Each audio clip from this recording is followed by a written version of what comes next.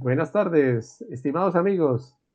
Bienvenidos hoy con el ingeniero Santiago Pérez, ingeniero electricista con más de 30 años de experiencia, con conocimiento del sector eléctrico, participante de AIEUN, una asociación de ingenieros electricistas de la Universidad Nacional y conocedor de todos estos temas. Como experto ingeniero, entonces nos colabora hoy con la charla Reglamento RETIE y su actualización 2025-2026. Ingeniero Santiago Pérez, muchas gracias por su aporte. Bienvenido. Quedamos en sus manos. Por favor, iniciar su presentación. Muchas gracias. Bueno, ingeniero Giovanni, muy buenas tardes. Muchas gracias por su presentación. Vamos a hablar hoy del reglamento técnico de instalaciones eléctricas en su versión, en la última versión, que es la del 2024. Está desde abril del 2024, la resolución del Ministerio de Minas y Energía 40117 de 2024. El RETI, como le decía, es el acrónimo de Reglamento Técnico de Instalaciones Eléctricas. Su primera versión fue en el 2005, o sea que ya va a cumplir 21 años en unos días. El 1 de mayo cumple 21 años la primera versión. Han salido otras versiones porque pues debe actualizarse cada 5 años según el mismo reglamento. Sin embargo, una versión en el 2008, otra versión en el 2013 y la última que salió en 2024. Entonces, este reglamento tiene algunas justificaciones de haber salido, pues fuera de que ha cumplido más de los 5 años. Tiene como justificación principal el facilitar e incentivar el uso de energías renovables y de manera general la eficiencia energética, con el fin de reducir los gases de efecto invernadero y prevenir los daños ocasionados al medio ambiente por el uso indiscriminado de fuentes de origen fósil e hidroeléctrico de gran escala. Entonces, esta es una política no realmente de gobierno, sino de Estado, ¿sí? De reducir los gases de efecto invernadero. Entonces, ¿esto qué implica para las instalaciones eléctricas? Se busca entonces promover las energías limpias, quiero decir sistemas solares fotovoltaicos, sistemas eólicos, otro tipo de sistemas que no contribuyan a los gases de efecto invernadero. Entonces, por lo tanto, en este reglamento van a aparecer una serie de elementos, de productos que no estaban considerados en las anteriores versiones del reglamento, que tienen que ver precisamente con lo que estaba mencionando de generación eólica, generación solar fotovoltaica. Otra de las justificaciones importantes fuera del anterior es actualizar la forma de evaluar la conformidad de los productos para de esta manera mejorar la confianza y la movilidad en el mercado de los mismos. Entonces se definen unos requisitos muy claros para cada uno de los productos que hacen parte de este reglamento. Para los productos nuevos que no estaban contemplados en las versiones anteriores del reglamento, también se le definen claramente estos requisitos, especialmente las baterías acumuladoras, los aerogeneradores, los inversores y también a los demás artículos ya existentes. Entonces, estos requisitos quedan más claros.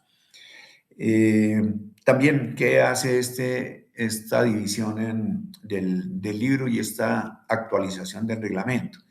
Establece medidas para garantizar que las personas sujetas al cumplimiento del reglamento dispongan de conceptos técnicos claros y suficientes, por ende, los esquemas para demostrar su conformidad, ya sea de los productos, o sea de las instalaciones. Además, unificar los criterios para todos los que estamos involucrados en este tema de las instalaciones eléctricas para que se realice la implementación y la demostración de la conformidad con este reglamento. El reglamento quedó ahora dividido en 4 libros. Esta no es una división caprichosa, es una exigencia que tenía, llamémoslo así, el mercado, porque no es lo mismo un productor de productos eléctricos que una persona que diseña o construye. Entonces se tomó la decisión de tener estos cuatro por las siguientes razones. Si un tema en particular necesita ser modificado, ya sea eliminado, ya sea introducir uno nuevo, ya sea modificar algunas características, eso implicaría el cambio, uno de los trámites para modificar todo el reglamento. En este caso, cuando lo tenemos dividido en 4 libros, pues solamente implicaría los trámites para el libro en particular al que se refiere. Hay 2 libros que son, digamos, generales y hay otros 2 que son particulares, los vamos a ver ahora. También esta división en 4 libros permite la mejor identificación de los temas relacionados con el reglamento. Vamos a verlos ahora cuáles son los 4 libros y cómo se identifican los temas relacionados específicamente. Separa los requisitos según lo que se necesite, si es una instalación o es un producto. Eso facilita el entendimiento del cumplimiento de los requisitos y permite una navegación más sencilla que cuando está en un solo documento. Entonces vamos a mirar cuáles son esos libros en que quedó dividido el reglamento. El libro primero habla de disposiciones generales. Entonces, digamos que este sería transversal. Nos habla entonces de el objeto, cuáles son las definiciones generales y las definiciones relativas a instituciones de asistencia médica. Hace, por ejemplo, ya una división importante, que son las definiciones relativas a las instituciones de asistencia médica, las particulariza, las deja de una manera especial y específica dentro de las definiciones.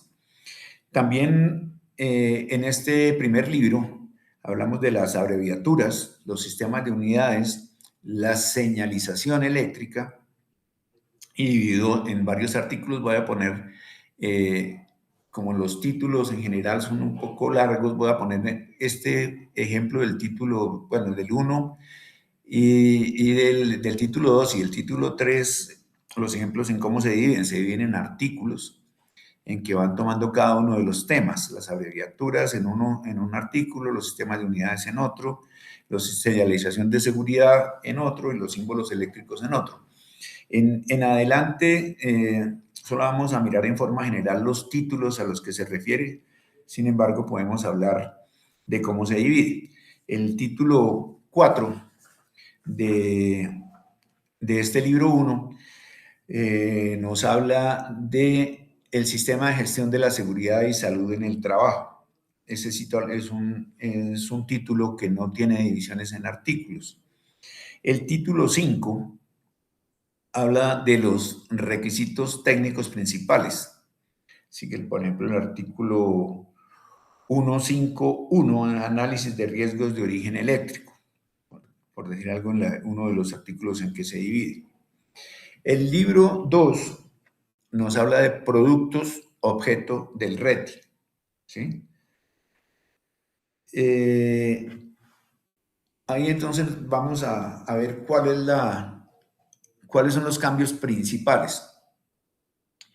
En los reglamentos anteriores se podía utilizar algo que se llama el concepto de equivalencia, que el Ministerio de Minas y Energía podía expedir con relación a un producto determinado, emitiendo este tipo de concepto en la que homologaba un producto con una norma internacional y decía que podría ser aceptado dentro de las instalaciones que cumplen el reglamento. Esto cambió. Ya el concepto de equivalencia no es válido. Las equivalencias se pueden realizar entre reglamentos, de acuerdo con el Decreto Único Reglamentario 1074-2015, que tiene que ver con toda esta parte de la normalización y los reglamentos.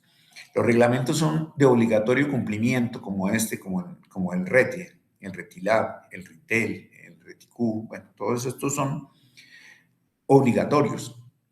Y las normas técnicas son voluntarias, de aplicación voluntaria. Entonces no puede haber una equivalencia entre algo obligatorio y algo voluntario. Por esta razón, en la actualidad el RETIE no se permitirán los conceptos de equivalencia como alternativa de certificación para demostrar la conformidad con el RETIE. Hablo de los productos. El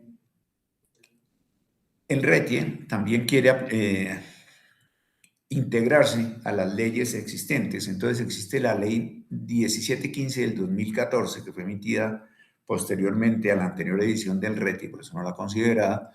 En esta actualización se incluye requisitos y ensayos aplicables a los productos nuevos que estaba comentando, los paneles solares, los aerogeneradores, baterías, inversores, reguladores, etcétera, que tienen que ver con los sistemas nuevos de generación, inclusión de requisitos adicionales a los existentes para cargadores de baterías de vehículos eléctricos, que es otra cosa, llamémosla nueva en este reglamento que no se tenía muy en cuenta en el anterior. Se revisaron los requisitos en general establecidos en el anterior RETIE, que era el del 2013, para que cada uno de los requisitos incluidos en el RETIE tuviera como referencia alguna norma internacional de reconocimiento internacional o nacional. Ahora, todos los productos que hacen parte del reglamento tienen unos requisitos claros basados en normas. Entonces, miremos el libro 2 que tiene. El libro 2 tiene primero el objeto y el campo de aplicación, entonces se divide en dos artículos, objeto y campo de aplicación. El título 2, que son requisitos generales para los productos utilizados en las instalaciones eléctricas. Entonces tendría alcance general de la información de productos, disposición y acceso a la información de público conocimiento, requisitos específicos para los productos utilizados en las instalaciones eléctricas. Entonces ya en este título 3 del libro 2 vamos a encontrar todos los requisitos que tienen los productos que hacen parte del reglamento uno por uno, ¿sí? ¿Cuáles normas deben cumplir? ¿Cuáles ensayos? ¿Cómo se deben hacer? Entonces, aquí es bien específico y claro en esta parte de los requisitos. Está en el título 3, que me parece que es uno de los más importantes porque nos va a hablar de cada uno de los productos que están incluidos en el reglamento. Se incluyen, como les decía, ensayos y requisitos para productos como paneles solares, aerogeneradores, baterías, inversores, reguladores, controladores de tensión. Y se busca que estos requisitos sean de fácil entendimiento para los usuarios. Vamos a poner un ejemplo, digamos, dentro del ambiente en el que estamos en esta ocasión. Vamos a hablar específicamente como ejemplo de los requisitos para los cables y conductores eléctricos. No vamos a hablar de todos los productos que tienen requisitos porque, como le digo, esto nos tomaría seguramente varias horas. Entonces, como ejemplo ilustrativo, vamos a ver cómo se dividen y cuáles son los requisitos que deben cumplir como producto los cables y conductores eléctricos. Los cables y conductores objeto del cumplimiento del reglamento los han dividido en este grupo, cada uno por uno. Cables aislados de baja tensión, cables aislados de media tensión, cables aislados de alta tensión, cables de instrumentación, señalización y control, cables y cordones flexibles, cables de seguridad y para ambientes especiales, cables para energía renovable, cables de potencia cubiertos o semi-aislados conocidos en el mercado, cable para uso submarino, cables portátiles para mantenimiento en redes de media tensión, conductores desnudos en aluminio, conductores desnudos en cobre, conductores desnudos bimetálicos, AW, CCA, CS y aceros recubiertos. Esa es la división que ha hecho el reglamento de los diferentes tipos de cables, que incluyen no solamente los cables para conducción de energía eléctrica, sino cables de acero, por ejemplo, para utilización en instalaciones eléctricas. Y como aclaración está el parágrafo 1, que los conductores y cables que tengan función dual, por ejemplo, que se pueda utilizar para eléctrica y comunicaciones, deberá demostrar su aplicación eléctrica, de acuerdo con los requisitos y ensayos establecidos en el reglamento. O sea, lo que es válido es la función eléctrica que va a cumplir. El parágrafo 2 habla que los conductores y cables que forman parte de aparatos y dispositivos que se utilizan para conexión de electrodomésticos, equipos de cómputo y similares no están cubiertos dentro del campo de aplicación del RET. Entonces, el primer parágrafo es una aclaración. Si tenemos dos usos, únicamente la parte eléctrica y el segundo, así se utilicen en aparatos eléctricos, no están cubiertos dentro del campo de aplicación, como tampoco cables de comunicaciones o de datos que se utilizan en estos equipos. Entonces, ¿cuáles son los requisitos de producto para los cables y conductores eléctricos? Entonces, los ensayos y las tolerancias particulares con que se evalúan los cables y conductores deben estar de acuerdo con el referencial normativo. Es decir, tenemos unas normas claras para cada uno de los productos, de cada uno de los cables y los conductores que hemos venido hablando. No se pueden evaluar con normas diferentes a las que se fabricaron. Parece pues lo lógico. Si yo fabrico con una norma, me evalúan con esa norma. Hay unas exigencias. Los cables y conductores aislados para uso en interiores deben ser autoextinguibles o retardantes a la llama o no propagadores de llama. Esto debe ser informado. El reglamento está haciendo mucho énfasis en la información que se debe entregar al que lo utilice, ¿sí? Ya sea el constructor o ya sea el que finalmente vaya a usarlo en su industria, en su comercio o en su casa. Debe ser informado mediante fichas técnicas, catálogos o la página web y debe ser probado conforme a la norma de fabricación. Esta información debe ser clara y debe estar disponible. Si el producto se entrega en rollos o carretes, entonces los que tienen que contar con de estos rollos o carretes deben contar una etiqueta donde se especifiquen las características, la longitud, el cable, la designación, el cable, etcétera, hasta el país de origen. Los cables o alambres de aluminio que se utilizan en acometidas, alimentadores, ramales, deben ser certificados como de la serie WA8000 y cumplir la prueba de calentamiento cíclico de 2000 horas conforme con las normas aplicables. Si el conductor tiene recubrimiento en cobre, también entonces está la norma específica.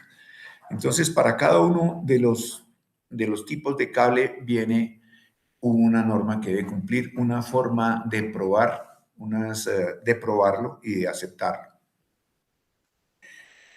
Los cables y alambres desnudos, que obviamente no pueden tener sus características en el mismo cuerpo, por ser desnudos no tienen el aislamiento, entonces deben estar acompañados de una etiqueta que nos indique el calibre, el material, el tipo, el nombre del producto o marca, el país y la longitud en metros. Los que son aislados o cubiertos deben tener un rótulo indeleble y legible y nos dicen cada cuánto debe aparecer este rótulo. No mayores de 100 centímetros, no mayores de 1 metro. Se debe repetir esta información que debe ir en el conductor. Pues se acepta en bajo relieve siempre y cuando no reduzca el aislamiento, ¿no? Que no vaya a perjudicar la rigidez dieléctrica. Y el rótulo nos debe decir el calibre, el material, el nombre del producto, la tensión de utilización, el tipo de aislamiento y la temperatura máxima de operación. Estos rótulos deben ser imborrables, ¿sí? Y está la norma con la que debe cumplir esta imborrabilidad. ¿Qué otros requisitos deben tener los cables y conductores? Los aislados en alimentación de ascensores, digamos que son en ciertas áreas especiales, como ascensores, alta concentración de personas y áreas clasificadas como peligrosas, incluidas minas y túneles. ¿Qué requisitos deben cumplir estos cables? Libres de halógenos, contenidos de gas ácido de halógeno, nos dan los valores que deben cumplir. Este es un ejemplo para cada tipo de conductor, cuáles son las exigencias. Deben ser de de baja densidad y opacidad, etc. Entonces, esto era un ejemplo de lo que nos habla el reglamento sobre los productos. Estoy hablando en forma general de los libros en que están. Entonces, ahora el libro 3, que tal vez es el más largo, tiene todo lo que tiene que ver con las instalaciones. Entonces, este libro está dividido en 6 capítulos y 28 títulos, o sea, es bastante largo, porque vamos a ver en qué consiste eh, estos capítulos y estos títulos. En primer lugar, el título 1 se refiere al campo de aplicación. Entonces, también está dividido en artículos. Fuera de títulos y capítulos, también está dividido en artículos. En el caso del título 1, tiene el artículo 3.1.1, que se refiere a las instalaciones, el campo de aplicación de instalaciones, el 3.2, prohibiciones, y el 3.3, el que tiene que ver con las personas que intervienen en las instalaciones eléctricas. Estaríamos hablando de los diseñadores, de los constructores, de los inspectores que tienen que aprobar estas o revisar las instalaciones eléctricas. Entonces, voy a plantearlos, a mostrarlos en forma general. No vamos a entrar en cada uno de los artículos, aunque los podemos nombrar, pero en la presentación no va a estar. Digamos, el capítulo 1 del título 1 tiene requerimientos generales de las instalaciones eléctricas. ¿Qué significa eso? Una instalación eléctrica debe tener unas condiciones específicas. Vamos a mirar. Entonces,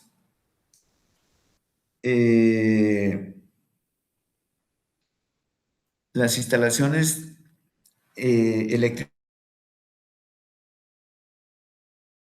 tipo de usos, tipo de alcances.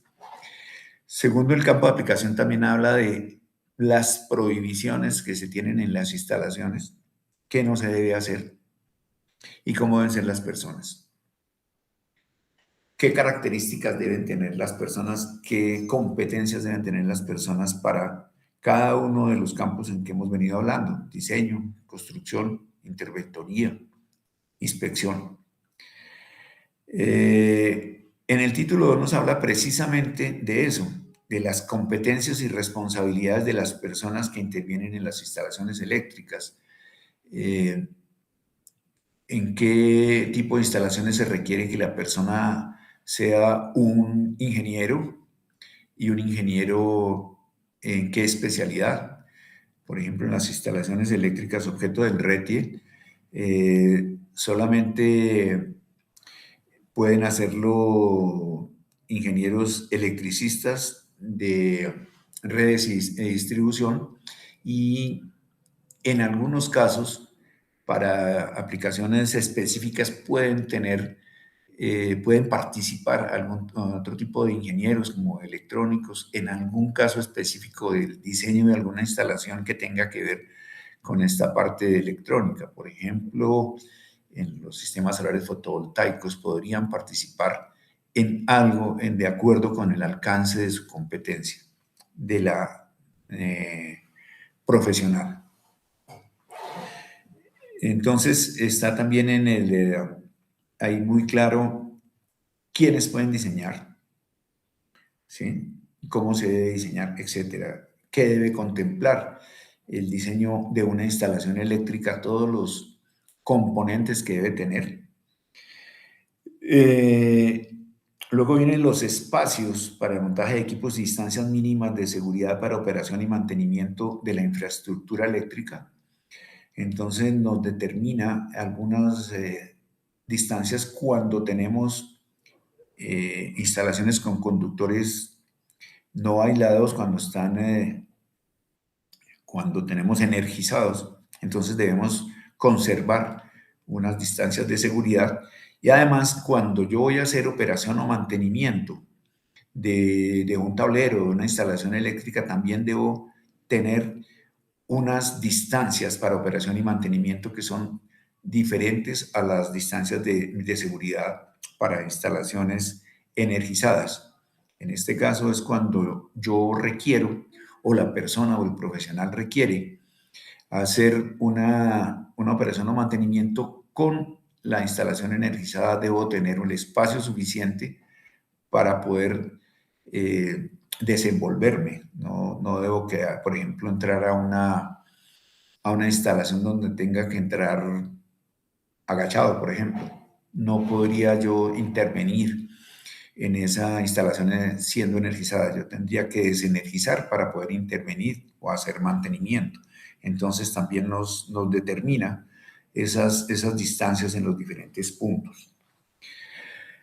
En el título 5 nos habla de los códigos de colores para conductores de uso eléctrico. ¿Qué es esto del código de colores? Con el código de colores identifico los niveles de tensión de la instalación en que me estoy desenvolviendo. Entonces nos puede aclarar fácilmente con solo mirar los colores de los conductores de la instalación, saber cuál es el nivel de tensión y cuál es la configuración. Si está en la instalación está en delta, en Y, son 120 voltios, son 220, son 440. O también para los sistemas de corriente continua, como los que tenemos en los sistemas solares fotovoltaicos, que ahora son bastante importantes, que tienen un componente en la parte de la generación, tiene corriente continua. Entonces, ahí hay el establecimiento de cuáles son los colores que se deben tener estos conductores para identificar el nivel de tensión. También tiene el título 6 que nos habla de la operación y mantenimiento de las instalaciones eléctricas. Hay un nuevo concepto ahora que se tiene en cuenta y es la parte del mantenimiento. En el 2013 no era necesario hacer una declaración del mantenimiento. Ahora lo vamos a ver al final. En la parte de los dictámenes que se entregan o de los documentos que se entregan, se debe llenar también una declaración de mantenimiento eléctrico. Antes esto no existía. En el título 7, entonces hace énfasis en que se deben cumplir la normatividad ambiental, la que sea, ¿sí? Ya sea local, municipal, regional, departamental, nacional, etcétera. Y también en ese mismo aspecto, cómo debemos tener en cuenta la instalación para minimizar las pérdidas técnicas. Entonces, ahí tenemos en cuenta si, por ejemplo, una red de distribución pasa cerca de árboles o de alguna parte vegetal o de pronto si hay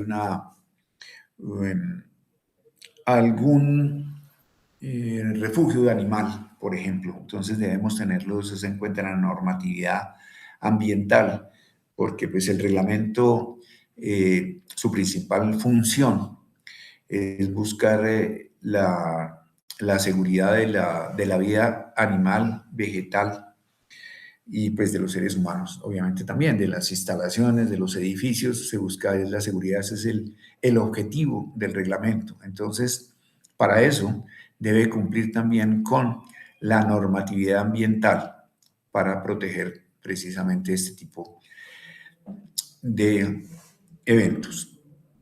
Luego nos habla, en el título 8 nos habla de la protección de las instalaciones. Entonces, ¿cómo se deben proteger? ¿Con qué instrumentos? ¿Con qué equipos? ¿Con qué productos? ¿Y cómo? ¿Cómo se deben aplicar para esta protección de las instalaciones? De las instalaciones eléctricas. Luego viene la clasificación de los niveles de tensión. en baja, media, alta, extra alta, etcétera, y de las distancias de seguridad, como les decía en el título 10. En el 11 nos habla de los campos electromagnéticos, de qué niveles hacia adelante un campo electromagnético puede ser peligroso para los seres humanos, cómo se debe medir y cuándo se debe, llamémoslo, proteger o aislar cuando ahí existe un campo electromagnético que puede ser perjudicial para la salud de las personas, por ejemplo. En el título 12 nos habla de los sistemas de puesta a tierra, cómo se debe diseñar, cómo se debe construir, cuál debe ser el propósito de, del sistema de puesta a tierra y también cómo se debe inspeccionar para encontrar los niveles necesarios. El sistema de puesta a tierra pues tiene varias funciones dentro de una instalación eléctrica, entre otras la protección de las posibles tensiones de paso y contacto que se puedan presentar. Obviamente también es un punto de referencia de todo el sistema para tener, digamos, el nivel cero de tensión donde podamos medir los niveles de tensión. 120 voltios es con relación a quién, en caso de que sea solo, pues se relaciona a la Tierra. También es un sistema que nos ayuda a despejar las posibles fallas que se presenten, las fallas de cortocircuito, por ejemplo, para ayudarnos a despejar y hacer que las protecciones actúen. En el título 13 habla de la protección contra rayos y sobretensiones transitorias. Entonces también están las normas que se deben tener en cuenta para los diseños de la instalación de protección contra las descargas atmosféricas y este tipo de sobretensiones transitorias que pueden ser también del mismo sistema. El título 14 nos habla de los requisitos generales para las redes eléctricas de sistemas de iluminación.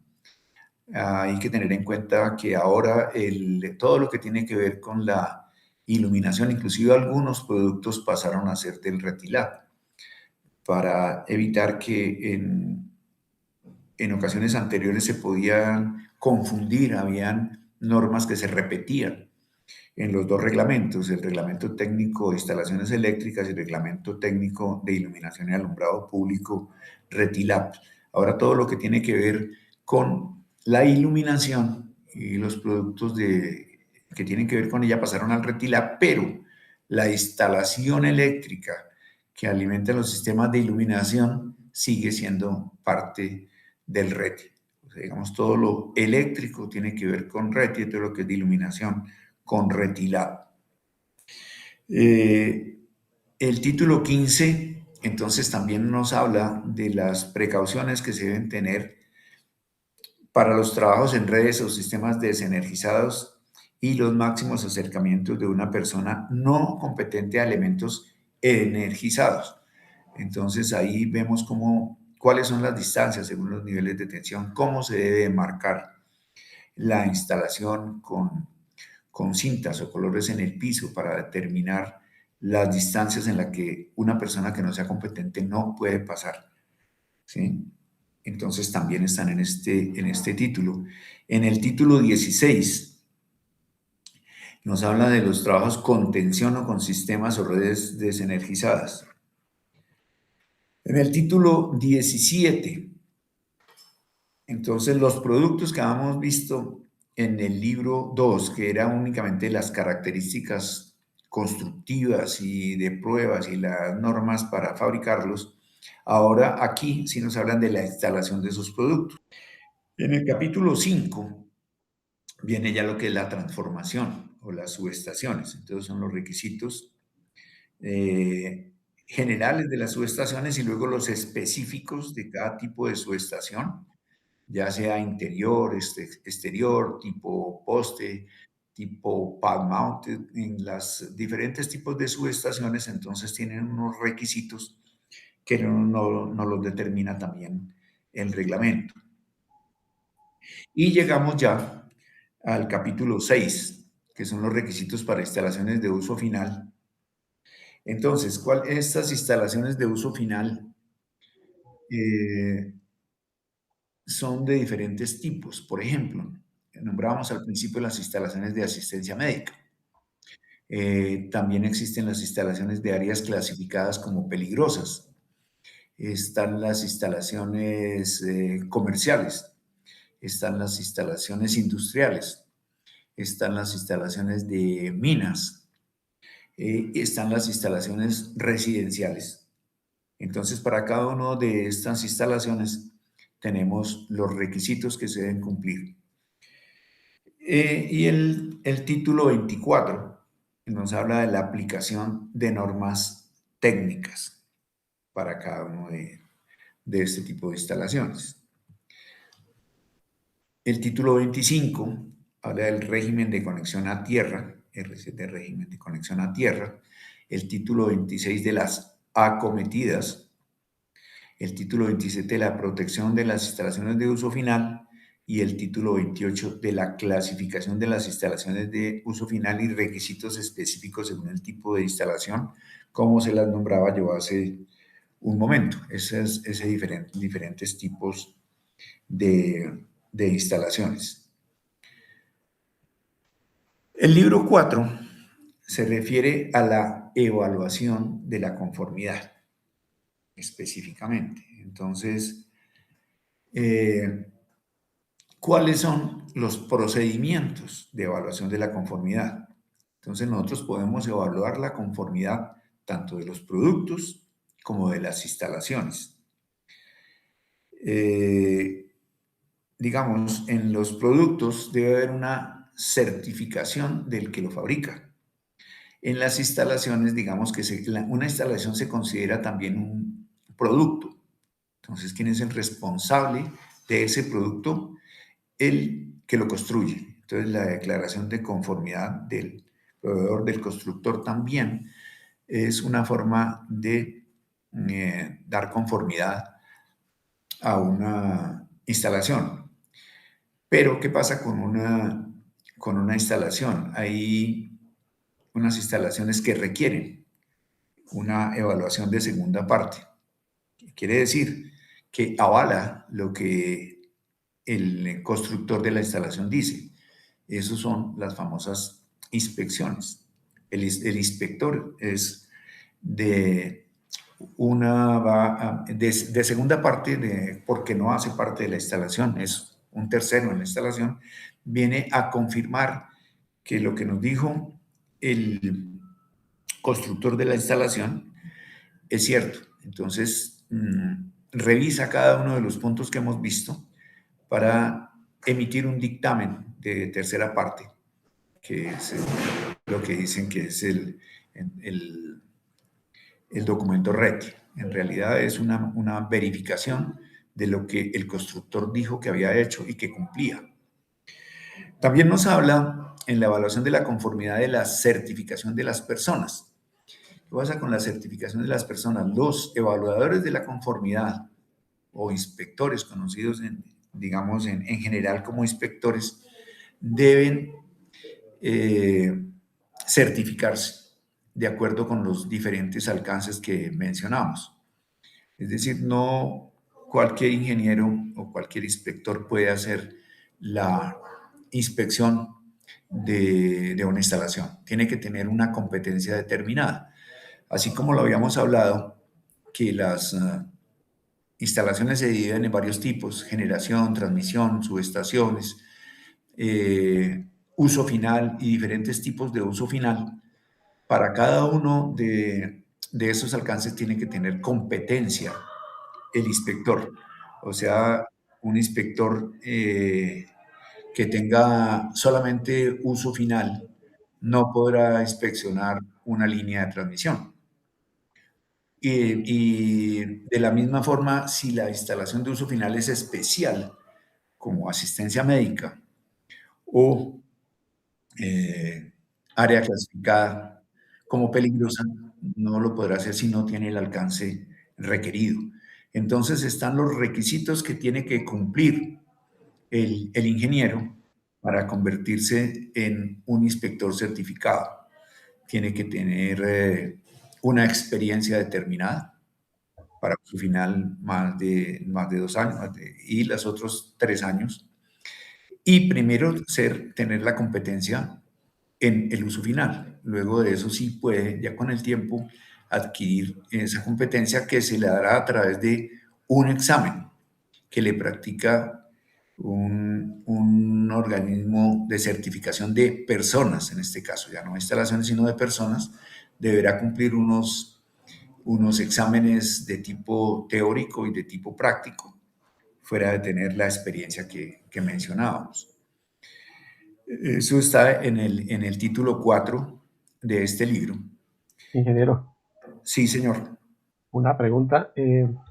Nos consultan en relación con la aplicación de este libro 4 de evaluación de la conformidad para técnicos electricistas y si realmente corresponde a un ingeniero, a un técnico electricista o a cualquiera de los dos, pero con una competencia eh, específica. Por favor, nos puede ilustrar para entender mejor al respecto. Claro, con mucho gusto. En este caso, para los técnicos electricistas, eh, no están, no están calificados para hacer diseño. Para hacer una instalación, sí, pero una instalación eléctrica tiene que tener una competencia de acuerdo con lo que le expida en Colombia el CONTE. ¿Sí? Hay técnicos que pueden hacer uso final, pueden hacer redes de distribución, pueden hacer sistemas de puesta a tierra, pueden instalar sistemas solares fotovoltaicos. En esos casos, los técnicos pueden actuar como constructores de la instalación siempre y cuando su competencia que les pide el CONTE lo cubra. El diseño no lo puede hacer. Hay una clasificación especial en el uso final residencial con unas particularidades en el que el técnico electricista podría intervenir, pero no se llama exactamente diseño, sino esquema constructivo.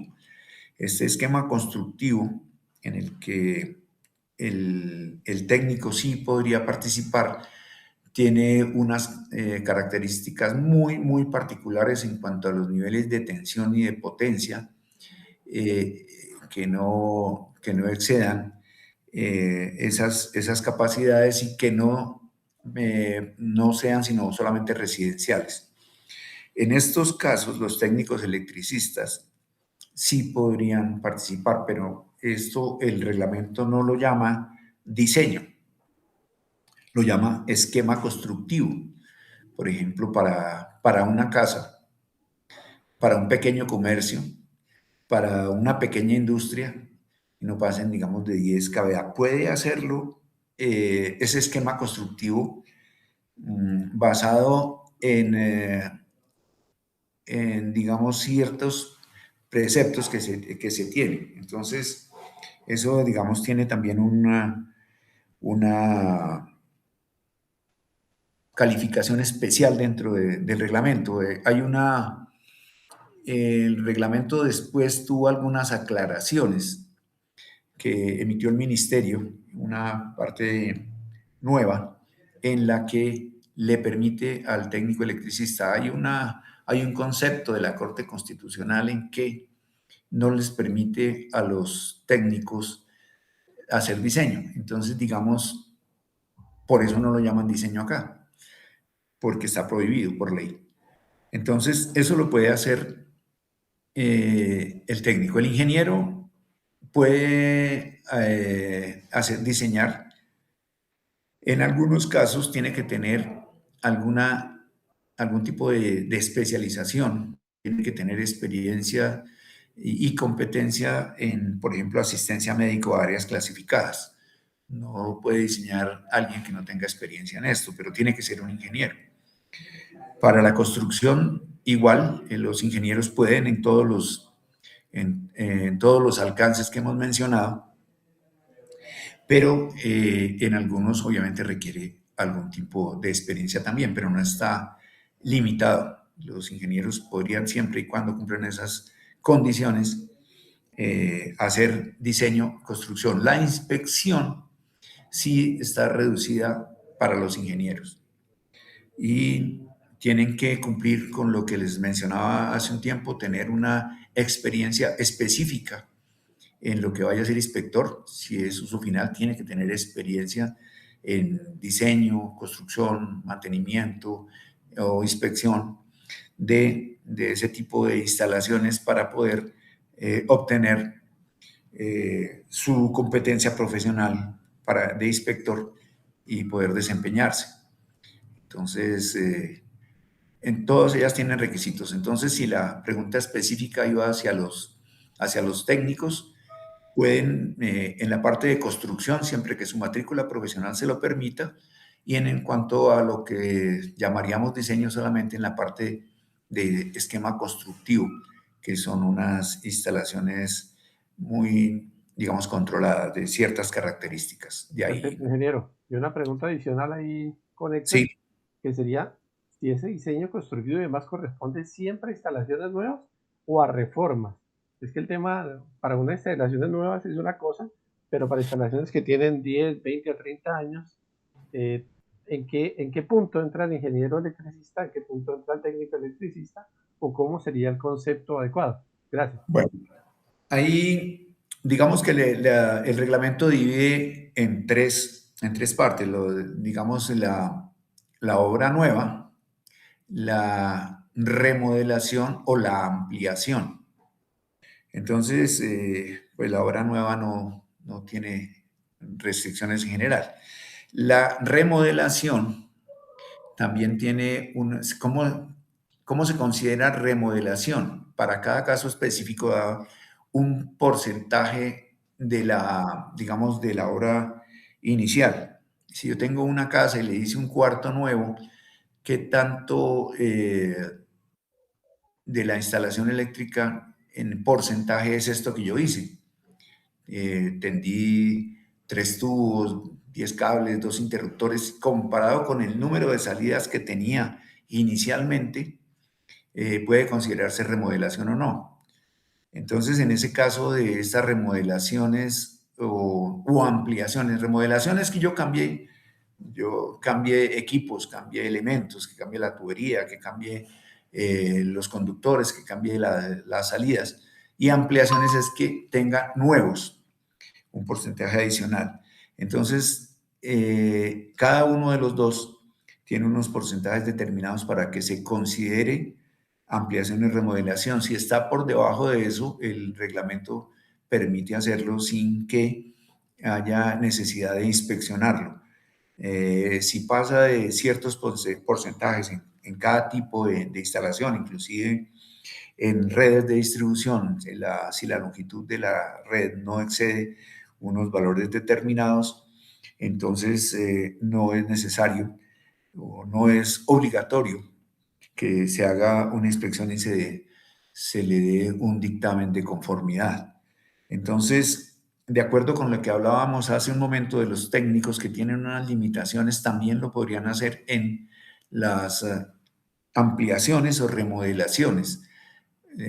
Inicialmente las que no tienen que ver, las que no superan el porcentaje determinado, y si las superan, también si está dentro de las condiciones de que hablábamos eh, del diseño, del esquema constructivo.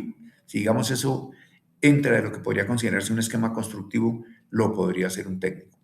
Perfecto, muchas gracias, muy amable. No sé si con eso, bueno, eso sería en general.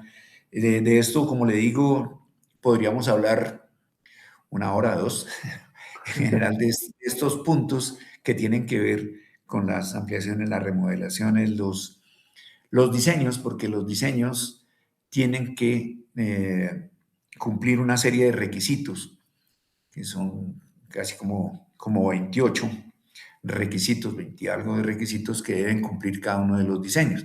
En el esquema constructivo no. Muy bien, muchas Entonces, gracias. sí, Muy amable. ok, bueno, entonces Vamos en la certificación de personas. Luego sigue las entidades de vigilancia y control. ¿Cuáles son? En general, la Superintendencia de Industria y Comercio, en general, es la que vigila el cumplimiento del reglamento. También está el Organismo Nacional de Acreditación de Colombia, el ONAC, que vigila a los organismos de inspección y a los organismos de certificación de personas. Bueno, y hay algunos casos particulares en que pueden entrar otros entes de control que los dicen muy claro, pero en general la Superintendencia de Industria y Comercio y el Organismo Nacional de Acreditación. Particularmente quiero mencionar que el Ministerio de Minas y Energía no es un organismo de vigilancia y control. Él es el que emite el reglamento, pero él no es el que lo controla ni lo vigila. También están el régimen sancionatorio para los que incumplan estos requisitos o estas obligaciones, porque no son requisitos, el reglamento es de obligatorio cumplimiento. Entonces, son obligaciones las que dan. Entonces, quienes incumplan podrán ser sancionados. Lo que más nos duele, digámoslo así, es hasta el retiro de la matrícula profesional, por ejemplo. Puede llegar ese régimen sancionatorio. El título 7 nos habla de la interpretación, revisión y actualización del reglamento. Ahí sí es el Ministerio de Minas y Energía el único ente que puede interpretar el reglamento. Yo no puedo considerar es que yo entendí tal cosa. Si no está claro, la interpretación se le solicita al Ministerio de Minas y Energía. Es el único que puede interpretar el reglamento. No es válida interpretaciones particulares. La única es la del Ministerio de Minas. La revisión del mismo también corresponde al Ministerio de Minas y Energía y la actualización del reglamento, obviamente, al mismo ministerio. Entonces, son diferentes la certificación de las personas, las entidades de vigilancia y control, el régimen sancionatorio y la interpretación, revisión y actualización. Son diferentes entes los que hacen cada uno de estas partes obligatorias del reglamento. Ahora, la obligatoriedad de la norma técnica colombiana 2050 o conocido como el Código Eléctrico Colombiano. En la versión del RETIE del 2013, que es el que está ahí a la izquierda, en este reglamento del 2013, en un párrafo decía que como el propósito era el mismo, la seguridad, entonces, y el código estaba orientado hacia la seguridad de las personas, se hacían obligatorios los primeros 7 capítulos de ese reglamento. Entonces, de unas pocas hojas que teníamos en el reglamento, de pronto con el código se nos volvió una exigencia bastante grande. Eso en este caso cambió. No del todo, pero sí cambió. Ya las palabras que utiliza se vuelven obligatorias los primeros 7 capítulos del Código Eléctrico Colombiano, sino que dice, como el propósito es el mismo, se tendrán en cuenta algunos artículos del Código Eléctrico Colombiano y en cada uno de los desarrollos del reglamento va diciendo cuáles artículos son obligatorios. Es decir, desapareció mucha parte de la obligatoriedad que se tenía, aunque pues es una buena cantidad del Código Eléctrico Colombiano. Está mencionada como obligatoria, ya no son todos los primeros 7 capítulos. Entonces ese es también un cambio bastante importante. Fuera de los 4 libros, también este es importante. De todas maneras, el Código Eléctrico Colombiano sigue siendo obligatorio en muchas de sus partes. Bueno, entrando en la parte de productos que creo que en este campo nos interesa, ¿Cuáles consideraciones se tuvieron en cuenta en particular para productos? Habíamos hablado inicialmente de las consideraciones que se tenían tenido en cuenta para la actualización del reglamento y para la división en 4 libros. Entonces, en particular para productos, ¿qué tuvo que ver con eso? Integrar las disposiciones o las leyes o los decretos que el país ha tenido en cuenta para promover la calidad y la competitividad del sector eléctrico e impulsar la promoción del uso eficiente de la energía.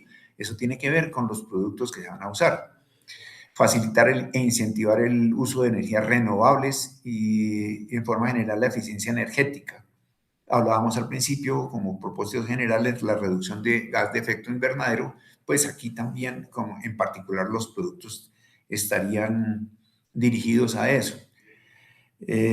También actualizar el sistema de evaluación de la conformidad de los productos para mejorar la confianza de la movilidad en el mercado. Por eso ahora todos los productos tienen una normatividad clara y específica de cómo se deben fabricar, producir, empacar, etcétera, para que eso quede perfectamente claro dentro del mercado.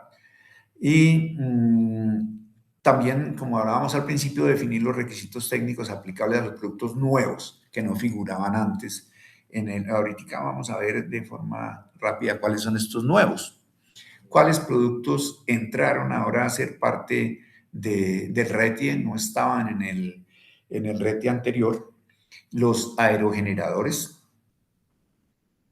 los arrancadores, esa particularidad no la tengo muy clara por qué. Los acumuladores para aerogeneradores, digamos que las baterías, bueno, acumuladores para los aerogeneradores también son parte de los productos. Los cuartos de subestaciones paquetizados, que antes no era muy claro si eso era un producto, era una instalación, cómo se debería inspeccionar, cómo se debería producir. Ahora es muy claro, los cuartos de subestaciones paquetizados son un producto, entra como producto nuevo al reglamento. Los inversores de continua alterna que se utilizan obviamente en los sistemas nuevos como, digamos, los paneles solares que mostramos allí. Los reguladores para baterías en sistemas solares fotovoltaicos. Los selectores de posición, tampoco lo tengo muy claro por qué. Y aunque no lo diga claramente, el reglamento lo digo yo como consecuencia de la lectura, los seccionalizadores con mando remoto son un producto nuevo. Se dividen también los productos en productos utilizados en lugares clasificados como peligrosos, que antes figuraban como instalaciones especiales, tanto los clasificados como peligrosos como los de asistencia médica, ahora los dividen. Los equipos utilitarios para alumbrado de emergencia desaparecen, por ejemplo. Como lo mencionaba, ahora este producto hace parte del RETILAB porque es un producto de iluminación. Entonces es uno de los productos que ya no está. No están tampoco las transferencias automáticas, no porque desaparezcan, sino porque hacen parte ya de la especificación de los tableros. Entran dentro de los tableros, como los bancos de condensadores o algunos otros, las transferencias quedaron allí. Entonces desaparecen como autónomas, digámoslo así. Las portalámparas, también porque hacen parte del RETILAB, de la iluminación. Los productos para instalaciones en lugares de alta concentración de personas no tenían unos requisitos específicos, pero desaparecen también. En los aerogeneradores que, como son nuevos, entonces, ¿qué requisitos tienen? Entonces, los ensayos mínimos son ensayos mecánicos, el análisis dimensional, parámetros eléctricos de acuerdo con la norma de fabricación, lo que se ha venido insistiendo en la marcación, la imborrabilidad del rótulo y la permanencia del rotulado, ¿sí? Otra cosa que cambió fueron los dictámenes. Los dictámenes que se están expidiendo tienen un formato un poco diferente, un poco más claro, más preciso. Algunos de los requisitos nos están pidiendo sus valores, que antes no lo tenía, cuántos que nos dio al medir. Entonces ahí estamos viendo generación, transmisión, distribución, transformación. Bueno, pasamos a un punto que pues, prácticamente ya desapareció, que era la transitoriedad. Lo tengo aquí a colación porque inicialmente había un plazo que se prorrogó, era para productos, era de 15 meses para los certificados de conformidad bajo este reglamento, para que se certificara bajo este reglamento y no sobre el anterior. Sin embargo, pues hay que hacer una claridad ahí, no es que ya no se puedan usar productos certificados bajo 2013, porque si ya fueron fabricados bajo ese reglamento, deben poderse comercializar y usar. Pero digamos, esa transitoriedad para expedir esos certificados de conformidad ya no existe. Se prorrogó hasta el 31 de diciembre del 2025.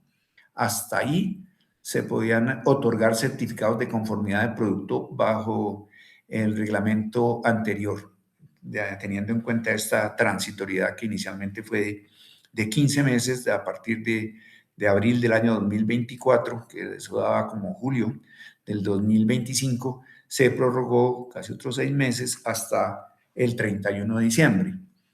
Para las instalaciones de igual,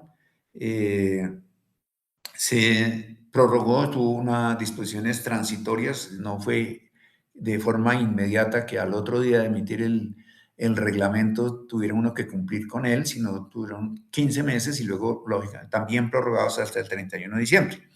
¿Cómo hace uno para saber si esa obra fue construida, fue diseñada, especialmente construida, porque ese es el producto que se va a evaluar durante ese periodo de transitoriedad o antes? Entonces, se debe entregar un documento que soporte la fecha de inicio de la parte constructiva, de la construcción eléctrica, que es como mínimo el acta de inicio de obra o el contrato de obra, en el que se especifique cuándo se empezó la construcción, para también saber cómo lo voy a evaluar, con qué reglamento. Si usted diseñó y construyó con un reglamento determinado, yo le evalúo con ese, ¿sí?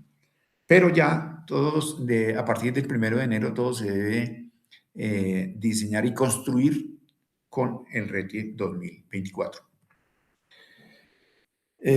Había otras disposiciones transitorias que no tienen ya sentido después de acreditarse el segundo organismo de inspección. Ya, eso fue hace mucho rato, ya la mayoría de los organismos de inspección, prácticamente todos los que existían, están cumpliendo, ya han sido acreditados para inspeccionar y caminar con este reglamento.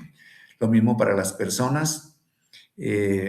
También ya pasó el tiempo, ya la mayoría de las personas que están con las competencias determinadas, también habían los plazos de 15 meses, también fue prorrogado. Aquí está resaltado que los organismos de certificación de personas o entidad pública, ¿sí? Esas entidades públicas no existen, todavía no han existido. Entonces sigue siendo únicamente los organismos de certificación de personas.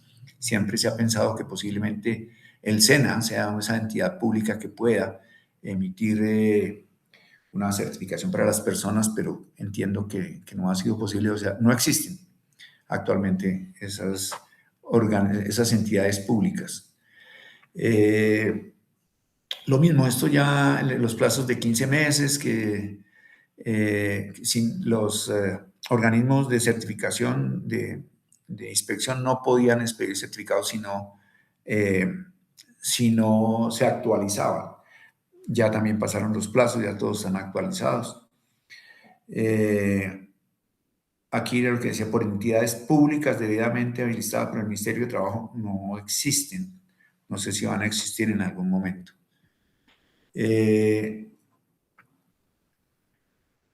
Hay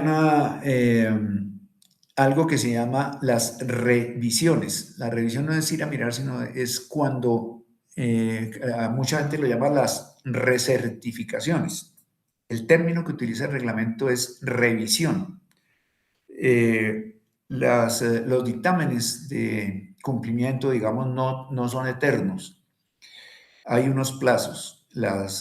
Uso final tiene 10 años, las líneas de transmisión y las centrales de generación tienen 15, y algunas instalaciones especiales como asistencia médica y áreas clasificadas como peligrosas solamente tienen una vigencia de 5 años. Después de eso tiene que volverse a revisar, por eso se llama revisión periódica. Después de estos tiempos tienen que volver a dictaminarse, ¿sí? Para mirar si siguen siendo seguras, claro está. Entonces se debe hacer exactamente igual. El dictamen se basará en el resultado de la inspección física con las mediciones y pruebas pertinentes en la instalación, pero sin necesidad de profundizar en la revisión documental, y se debe utilizar los formatos de este reglamento, haciendo la observación que se trata de una inspección de revisión, ¿sí? Entonces, pues la parte documental muchas veces ya no tiene sentido de cuáles fueron las memorias de cálculo, cuáles fueron los planos originales, la matrícula profesional del constructor, del diseñador, los certificados de producto. Eso ya no tiene sentido solicitarlo en una revisión. Entonces, se mira si es la instalación sigue cumpliendo, se hacen todas las pruebas como si fuera nueva y si sigue siendo segura. Esa es la parte de la revisión de las instalaciones que estamos hablando. ¿Y cómo se hace esa revisión? Basado en el reglamento en el cual se construyó. Yo no le voy a exigir ahora una obra que se construyó hace 10 años que va a cumplir un reglamento que salió después. Entonces yo la reviso es con el reglamento en que fue certificado. Entonces, si vemos que existen condiciones que presenten alto riesgo, que puedan ser mitigadas con la aplicación de este reglamento, pues en ese caso sí eran corregidas y verificadas con este reglamento. Ahora existe algo nuevo también, que es la declaración de diseño. Antes era únicamente la declaración de construcción. Ahora el diseñador debe declarar también que cumple con el reglamento y hay un formato establecido que no se debe salir de ahí, en que declara que cumplió con el diseño de acuerdo con el reglamento. La declaración de construcción sigue siendo la misma y hay una declaración también nueva de mantenimiento que se va a revisar cuando se haga la revisión. ¿Cuáles son las áreas de certificación que hablábamos hace un rato? Las mencionaba yo. Las instalaciones de generación de energía eléctrica en niveles de tensión de corriente directa superior a 1500 voltios y corriente alterna superior a 1000. Esas son las áreas en las que una persona puede certificarse, que pues corresponden también a las mismas instalaciones. Las de transmisión y subestaciones o transformación de energía eléctrica con niveles de tensión iguales o superiores a 57.500 voltios. Las instalaciones eléctricas en red de distribución o subestaciones de transformación de energía eléctrica con niveles de tensión inferiores a 57.500 voltios. Y las de uso final, digamos que son estas 4. ¿Sí? Las de uso final incluyen autogeneración, redes y subestaciones o transformación asociadas al uso final. ¿Qué significa asociadas al uso final? Que si yo voy a construir un edificio y para eso tengo que hacer una subestación y un pedazo de la red, esa parte es asociada a mi obra, porque no es para uso general, sino para la obra que se construya, entonces se llama asociadas al uso final, lo mismo que la autogeneración, que por ejemplo son los sistemas solares fotovoltaicos, pasan a ser entonces parte del uso final. Entonces, en esas áreas se certifican, ¿sí? Entonces, aquí sí ya se divide en varias otras partes. Por ejemplo, ahí aparece el inspector de instalaciones eléctricas de uso general en instituciones de asistencia médica, en sitios clasificados como peligrosos, para equipos especiales de uso final, como son ascensores, escaleras y andenes móviles, electromecánicos y rampa, equipos de rayos X, elevadores de carga. Bueno, hay una descripción de cuáles se pueden. instalaciones eléctricas de uso final especiales, como alta concentración de personas, serían iglesias, estadios, auditorios, que haya una alta concentración de personas, eso se considera especial. Sitios de reuniones públicas, el reglamento las divide en dos, en alta concentración de personas y sitios de reuniones públicas. Estos últimos son cuando las personas se reúnen con un propósito específico, como por decir algo, una discoteca o una sala de velación, o van con un propósito específico. Alta concentración de personas muchas veces pueden no serlo, no se citaron a una reunión para verse allá, sino que pueden confluir muchas personas. Los edificios de uso agrícolas o pecuarios, las viviendas móviles, los vehículos recreativos. Y las que no están aquí, es la última, que es instalaciones eléctricas de uso final distintas a las que hemos visto, de especiales, de médicas, de clasificadas como peligrosas, y las instalaciones asociadas como la autogeneración a pequeña escala. Entonces estamos hablando aquí de qué, de las residenciales, las comerciales, las industriales. Digamos, esas son las instalaciones eléctricas de uso final distintas a las anteriores, o sea, las básicas. Entonces, las certificaciones de los inspectores deben salir tal cual dice aquí, con esta literalidad. Yo soy, digamos, por decir algo, inspector de instalaciones eléctricas de uso final distintas de los, así debe salir. Debe ser emitida la certificación tal cual aparece acá. No sé si hay alguna otra pregunta o si no, pues les agradezco mucho su atención. Creo que me excedí tal vez un poco en el tiempo, pero pues este es un tema que da para mucho. Entonces, no sé si haya alguna inquietud o pregunta adicional. Ingeniero Santiago, muchas gracias por su presentación magistral. Ha sido una conferencia bastante interesante. Nos muestra que el RIRPIE no solo tiene una estructura muy bien formada en cuanto a los libros, los capítulos y demás, sino que adicionalmente permite entender y detallar de una manera mejor a lo que pudiéramos tener en otros tiempos.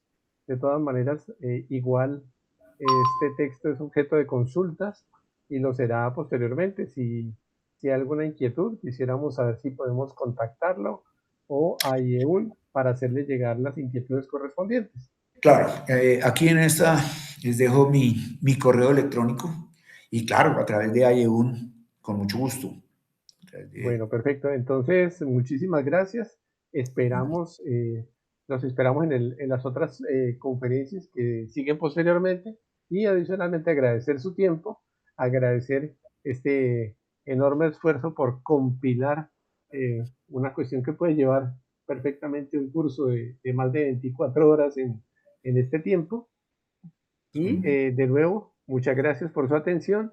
Los esperamos en los siguientes conferencias, en los stands de IEUN y demás. Y para todos, muchas gracias. Continuamos con los eventos de la Feria Expo GPA. Para todos, muchísimas gracias y una feliz tarde. Bueno, muchas gracias, Giovanni, que estén muy bien. Gracias, muy amable por tu tiempo.